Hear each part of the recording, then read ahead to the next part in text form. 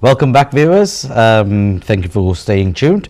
Now, just before we went to the break, we were talking about the different types of CVs, and actually we talked about, skill-based CVs, career-based CVs, etc., and it was very interesting. And one of the things that you mentioned, but can you elaborate a little bit more on, is what we should really include in a CV. Okay. So my question to you is, what should one include in a CV? Okay, first and foremostly, what people don't realize about CV is that it is a very, very important document. Now, we've got other documents like your passport, your driving. CV is your basically passport to finding a job. That's it. So what you need to do with your CV is you need to spend a lot of quality time on it, because at the end of the day, what you're saying is, for any position that is out there, that is advertised, there's 300 people applying for it on average. Okay. So your CV has got to be pretty special to get the attention of the employer. Now, if your CV doesn't shout out and say, hey, I'm the right person for the job, then your CV is going to get binned. Okay. So what you need to do with your CV is you need to include particular sections that employers are going to look at. Okay. So right from the top, your CV's got to have your personal details. Okay, so your name, your address, your postcode, and your telephone number, and your mobile number, and an up-to-date email. Now, when I say up-to-date email, I mean something that is for business purpose. You don't want to include a email that is not professional, that is not business-like. So madmohammed123.com is not relevant. Mobile number, you need to include a mobile number that you can be reached at. It's no point giving your uncle's mobile number or your mom's mobile number, because the recruiter wants to get a hold of you, not someone else. So make sure it's up to date. Secondly, the next section is going to be your personal profile. So as I mentioned before the break, your personal profile is going to be short, snappy, and it's going to be right to the point. Okay, so a little short description about what you want to do, bit of a description about your experiences, your personal qualities. That needs to be 5 to 7 lines. The next section is regarding sort of at what stage you're at in your CV. If you're a school leaver or a graduate, then you want to put your education in first. Yeah. Okay. So your education would be your school, your college, university, and it's the most current institution that you studied at. So it's the name of the institution, the year you studied, or when you finished, and that's it really, and the grades. How many pages should a CV be? 2 pages. Two pages, yeah. Nothing more. Nothing more. 90% of employers want CVs on 2 pages, and that is universally agreed. Anything more than 2 pages, employers will not look at. Not interested. No, they're not interested at all.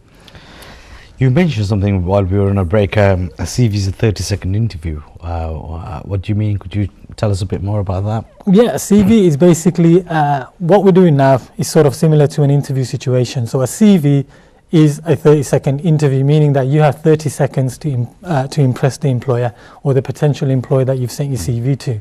Now, as I said to you, for each position, there's on average 300 to 400 applications. Now, employers, it sounds a bit crude, but employers look for reasons to reject your CV, then accept it. True, yeah. So now you have 30 seconds to impress that employer. He's got a wad of 200 CVs on his desk. Now, if I create a scenario for you, imagine Friday afternoon, 4 o'clock, the employer's got 200 CVs. He's got to whittle those 200 CVs down to 10 CVs before he leaves home. His friends just rung him and they said, it's a beautiful summer's day, there's a barbecue on, you need to get home. So what is he going to do? He's going to try to filter out all the CVs that are irrelevant. Okay, so he needs to get it down to 10, remember. So what he does, he looks at the CV, the first one, 5 pages long, straight in the bin. The second one, it's got borders, fancy borders around it, straight in the bin. Don't like it. Next one, it's got a staple, or can't see the name, or the fonts are in different sizes, the fonts are inconsistent, straight in the bin. So he's gone down to 50 now. So the next 50, he might look in the second page, it's not guaranteed, but if he finds something relevant in the first third of that CV, now it's been scientifically proven, and this is not something that I'm just making I up, believe everything but you're it's saying scientifically here. proven that an employer or a hiring manager always looks at the first third of your CV. Now in the first third of your CV, you have your personal details, your personal profile, and your key skills. 10 key skills. Okay? Now, if those 10 skills, the personal profile and your personal details don't shout out, How long should the personal profile be? Is that right? 5 to 7 lines. 5 to 7 lines. Yeah. Okay. Okay? And then your key skills. And if the employer does not feel that the key skills and the personal profile is irrelevant, then it's going straight in the bin. Okay. Okay? The thing is, the 30 seconds that the employers have, I think I've exaggerated a little bit. Sometimes employers, when they're time pressed, they have less time than that. So you're talking about 20 seconds to look at your CV. And it should include all their contact details, Yeah. like telephone number, which Absolutely. you mentioned earlier on. Absolutely. But if your CV, like I said to you, doesn't shout out and say, look, I'm the right person for the job, then it's going straight in the bin. And the one misconception that people do have when it comes to CVs is that CV isn't guaranteed to get you the job. No. CV is there to get you an interview. So that's the key. Yeah. And I think a lot of people don't realize that. And the other thing people don't realize is the fact that the best people for the job don't always get that job.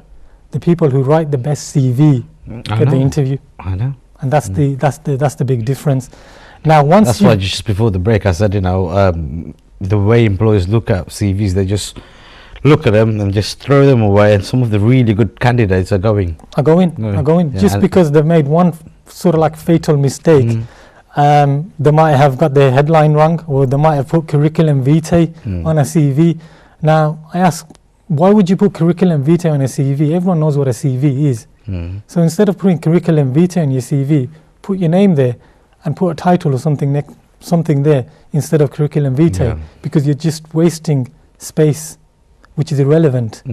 So these are the kind of things, they're small, but these are the kind of things that you need to look at, especially if you know that you've got 20 seconds or 30 seconds to impress someone. Impress someone, yeah. Definitely. Yeah.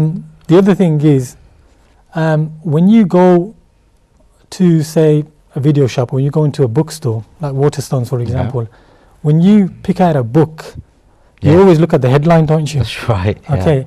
And more often than not, you also look at the synopsis of the book. So at the back, They say that don't judge a book by its cover, but here it is being judged. It is. The CV is being judged by its cover, really. Exactly. But at the end of the day, when you go to buy a book or when you go to rent a DVD, you always look at the back to see what it's about, see if it interests you. If it doesn't, you put it away, go to the next one.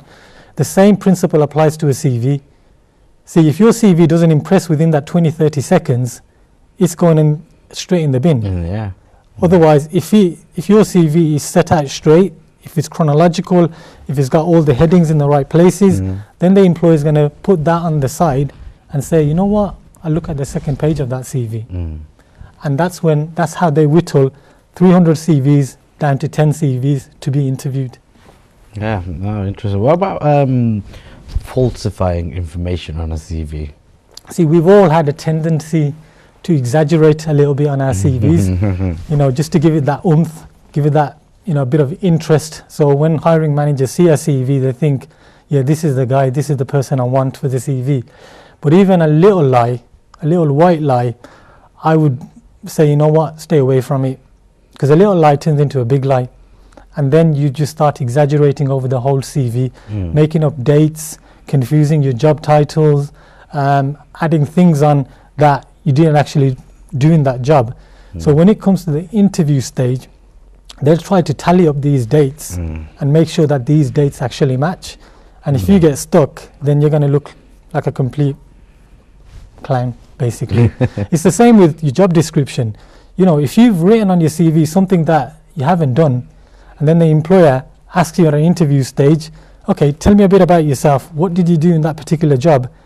And you don't have a clue what you're talking about. They're employers are very shrewd people. No, I mean, normally companies will employ HR people or people who would interview candidates, and they're very shrewd and they know exactly. And they're very good with judging characters. They're very, very good at judging characters as well, because they've been through the process so many times. Yeah. That's what they're trained on, right? Exactly. So they know someone who's exaggerating or someone who's lying on their CV. Obviously, if they do detect a white lie, most likely you're not going to get the job. But I've come across cases where the punishment's been more severe and more serious. Now, I was working for a welfare to work provider about 5 years ago, and I had a candidate who actually falsified information on his CV, but he took it to the next level. Now, he's a trainee doctor who came from Albania. I'm not going to give any names, obviously confidentiality reasons, but he came here to practice medicine and to be a doctor. But when someone from abroad comes here to do the same thing, the same profession, you need what you call a booster course, and it has to be a course which gets you in line with the British Medical Association. But he didn't do that. He didn't do the booster course. But on his CV, he clearly stated that he had actually done the booster course. Okay. And he hadn't. So his employers took him by face value. They didn't question. Obviously, being a doctor, a prestige position, you wouldn't really question someone when they give you a document stating that they've done all these courses, etc. So they took him on. He practiced for about 1.5 years, gave out medication.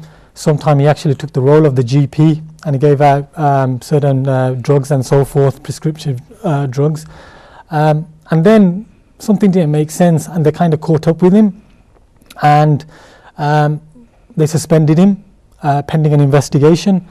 And what happened after the investigation would probably shock most people, because we probably think he probably got a slap on the wrist or something, and that's it.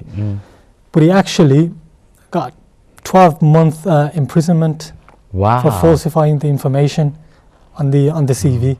So that that would be correct, because you're reliant on people's lives. Exactly. People's lives are reliant. Exactly. So when people say that, oh, you know what, a little bit of a lie on my CV, it's not going to make a difference, or falsifying something, it's not going to make a difference.